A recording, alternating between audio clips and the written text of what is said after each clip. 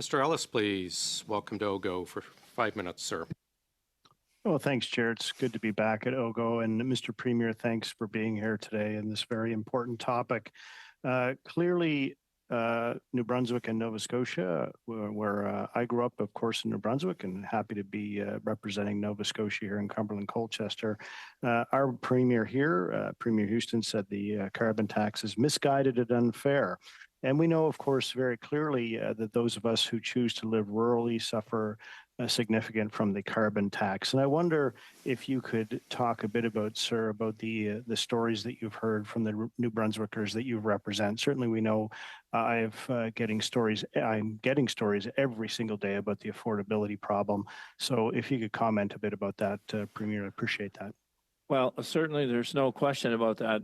We are a sparsely populated province. We don't have the mass transit systems. We don't have the subways. And the idea is that people use their vehicles every day to get to and from work.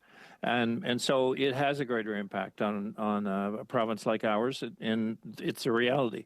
So yes, we hear it every day when people spend more, and we have a greater demand every day to, well, how do we offset this high cost? How do we do this differently? And so that becomes the whole argument around the carbon tax. So when we say what it's actually achieving, 8% of the 1.5% of world emissions, it's saying we're taking a lot of hurt because of this ideological approach to emissions in the world or climate change, and that we're really going to make a difference in Canada.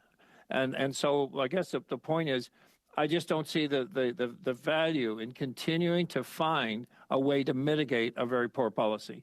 And fighting this carbon tax is a reality. We know what people think across this country. They believe in climate change. We can provide a solution. The Prime Minister asked for a solution. I think I've outlined a real possibility here to make a major impact. And we're stuck on saying, no, carbon tax. But I'm sure that you're not getting that at any one of your ridings, because this affordability is real. When you stop at the pumps, when you go into grocery stores, when you go to the lumber stores, when you buy anything that involves transportation, and getting to New Brunswick, transportation is in everything that we buy and sell. So I said the important part here is that let's face the reality of what it means to everyday people. And I'm saying 20 cents right now, or 17.6 off of the pumps immediately would be a real start. We're evaluating regulated pricing to see are we better off or without it. We've had it 20 years. But the idea is that we know 60 cents is coming. We know it's going to continue to get worse. So let's fix it now and make a difference and still impact the world emissions in a positive way. Well, thank you very much for that, Premier. Very insightful on behalf of all your constituents out there. It's interesting, sir. You know, we talked a bit about the rebate, of course, that our Liberal colleagues want to say is so great. Do you think that we actually have an understanding of how much this actually costs every day people from New Brunswick and Nova Scotia, that the carbon tax, of course, as you mentioned, that it's applied to everything that we have that comes on via supply chains. Do you think we have a good understanding of exactly the unbelievable extent to which the carbon tax is hurting Atlantic Canadians and New Brunswickers in particular? No, I do not. And then we talk about the isolated issue at the pump, and we're getting a rebate based on what you spend on fuel. Well, that isn't a rebate on groceries. That's not a rebate on hardware purchases or any other purchase. So I don't think, and there doesn't seem to be any discussion about that. So this idea that, you know, we increase, I think we've increased the numbers dramatically in the federal service in order to deliver on a circle program, tax and circle back, and think this is a solution. I mean, it's really has I think come to light as the prices go up. And this next one is we've had my colleagues in the government and in the opposition say, you know, we shouldn't do this because they're getting the same message I am. So these are, you know, certainly the Liberal leader here is saying the same thing. We shouldn't do this. So I think that's a pretty big message themselves. The Premier of Newfoundland said the same thing. We shouldn't do this. So if they didn't think that their own federal government was creating hardship in their province, would they be saying this? You can say, well, I might say it anyway. I'm not saying it anyway. I'm providing a solution to do something better.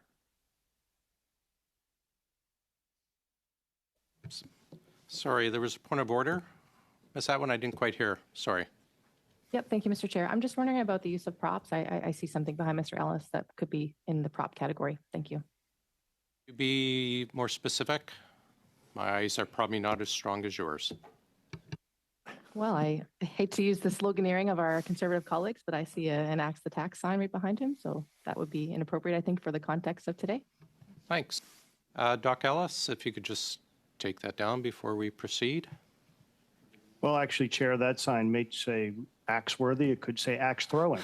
I'm sorry to hear that member wants to be triggered by that, but I happen to have a riding where the Nova Scotia Agricultural College is an incredible proponent of axe throwing. And therefore, I believe that that's appropriate for me to have that there. I'm not going to comment on the things behind Ms. Atwin. Maybe there's things I don't like there. Maybe there's something Mr. Savard Tremblay has on that I don't like. Maybe I don't like the color of his new jacket. I think that that's absolutely ridiculous. So axe throwing is a very important part of life here in Cumberland Colchester, and I thank the member from Fredericton for pointing that out. Premier, that being said, it would appear that all of your Atlantic colleagues are speaking out against this and perhaps unanimously in the legislatures as well. And despite the fact of what the Liberals want, it appears very clear, sir, that you have some incredible ideas. And I want to thank you for your time here in committee today, your insightfulness, and you're a great representation of all New Brunswickers, of which my mom, who's 91, still lives in New Brunswick. And I thank you for that, sir. Thank you.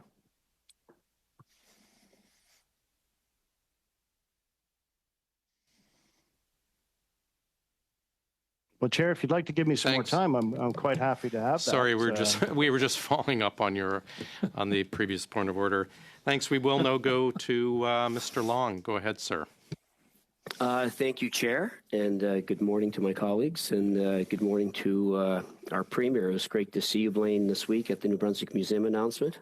Great announcement for our city and certainly for the province. But Premier, why are you here today? Why are you before OGO that's studying main estimates? And I'm wondering if you can share with the committee when you were first approached to appear, actually before this committee or any committee, and I'm wondering if you can also table any documents about appearing before any committee here. So when were you approached to appear before OGO?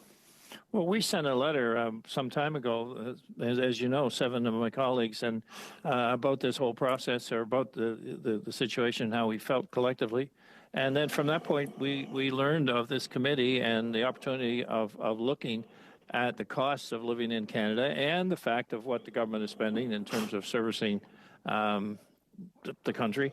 And the idea of having an opportunity to share exactly what we're seeing, I think is very relevant for us here in New Brunswick, but as I point out, it's relevant for colleagues from both sides of the table. And quite frankly, Mr. Long, you should be in the same camp with your colleagues provincially that are saying we shouldn't have this tax and this increase. Well, Premier, let me give you an example. I had a guy come in my office the other day, and he was telling me about a 23-cent increase in fuel. And I said, no, it's not 23 cents. It's 23% of basically 9 cents. It's 3 cents. So then we went through the math, Premier, and he filled up his Honda Civic. It was 37 liters. It was about $1.20 extra to fill up his car, which he would actually drive for 2 weeks. He'd get 500 kilometers off that car. So in fact, it was 60 cents extra a week. Look, Premier, I mean, we're all very, very clear on your wanting to eliminate this price on pollution.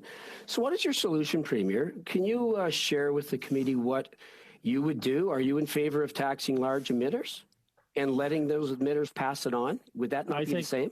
I think we've been very clear that I think our industries should be best in class in terms of emissions and emissions reductions and continually investing to reduce them. What we know from every commodity, so I mean, let's put it clearly, every commodity, every industry, the cost of that industry into that commodity can end up at the consumer. So how do we change that? How do we make them all state-owned? Do we decide that, you know, capitalism is no longer an issue here in Canada? And so we move more socialistic in nature? But Premier, thank you for that. But again, I'm looking for specifics. Like what is New Brunswick's plan? So I just And went will you through be that. able to table? Would you be able to table a plan to reach our targets by 2050? We I mean, I could know reach- you criticize this and you that, but I'm No. yet to hear your plan, Premier. No, well, you weren't listening because I went through it in great detail here the last 20 minutes. So it is very clear. It could be calculated as a major plan right here developed in New Brunswick that could have a major impact worldwide. And what's the plan? Clear. What is it? It's developing our gas resource in that LNG plant that you and I both live close to and saying we could ship to Europe and shut down coal plants. That's the plan. Simple. And it would create $3 billion worth of investment in St. John, and it would create multi-millions investment. It would be multi-million dollars to the First Nations, and it's doing exactly what is happening out west. And that's how we're going to reduce emissions in our province by 2050. Worldwide. Premier, We're not thinking big enough. We can't make the impact that we worldwide by the current closed thinking of just saying, what about Canada? Premier, you talk often about affordability, and certainly we're on the same page. And look, I don't think there's any question that there's a challenge worldwide with respect to affordability. But you also have a lot of responsibility in the province of New Brunswick with respect to affordability. You've had 3 surpluses, I would argue largely due to federal transfers. I also want to just, for the record, make sure that our committee and Canadians know that almost 9 out of every 10 COVID support dollars that came into New Brunswick were federal. New Brunswick contributed to COVID relief less than any other province across Canada. But with respect to your surpluses and affordability, can you name me 3 things you have done, 3 actions you have taken to help New Brunswickers with respect to affordability? Thank you. So let's talk about Sorry, COVID. before you, Premier Higgs, sorry, we're almost out of time, so a very brief answer if you're able to, please. Well, I was going to start on the COVID question. We spent every dime that the federal government gave to us went toward COVID, and as did other provinces, I assume. But we also added to that where it was needed. But I would also point out we had one of the best records on COVID in the country, working with our colleagues at Atlantic Canada. So But are you again, able to? results Thank matter more you, than the money gentlemen, spent. both.